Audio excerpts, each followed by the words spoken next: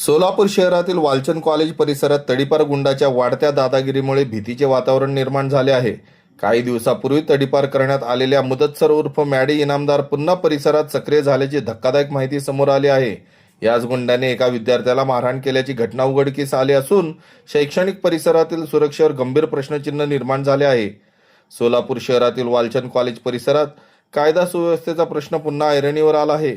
तडीपार असतानाही मुदतसर उर्फ मॅडी इनामदार हा गुंड पुन्हा परिसरात येऊन दहशत माजवत असल्याचे समोर आले आहे.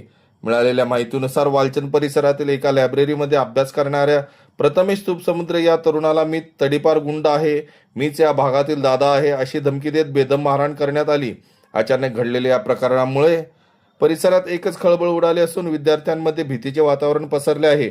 स्थानिक नागरिकांच्या म्हणण्यानुसार संबंधित गुट यापूर्वी अनेक वेळा अशा प्रकारे दादागिरी करत मारहाणीच्या घटना घडवत आला आहे. मात्र जीवाच्या भीतीपोटी अनेक पीडित व्यक्ती पुढे येऊन तक्रार देण्यास टाळाटाळ करत असल्याची माहिती समोर येत आहे. त्यामुळे अशा प्रवृत्तीला आळा बसत नसल्याची चर्चा रंगली आहे. दरम्यान सोलापूर शहरातील मागील काही महिन्यात गुन्हेगारी घटनांमध्ये वाढ झाल्याचे चित्र दिसत आहे.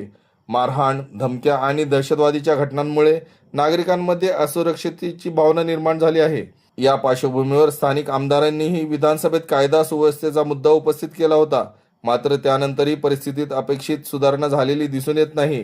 वालचंद सारख्या शैक्षणिक परिसरात तडीपार गुंड खुलेआम वावरत असल्याने विद्यार्थी, पालक आणि नागरिकांमध्ये तीव्र संताप व्यक्त होत आहे.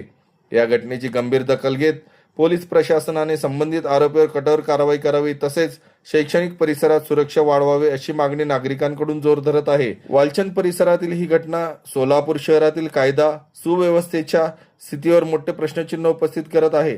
आता पोलीस प्रशासन यावर किती तत्परतेने आणि कठोर कारवाई करते याकडे संपूर्ण शहराचे लक्ष लागले आहे.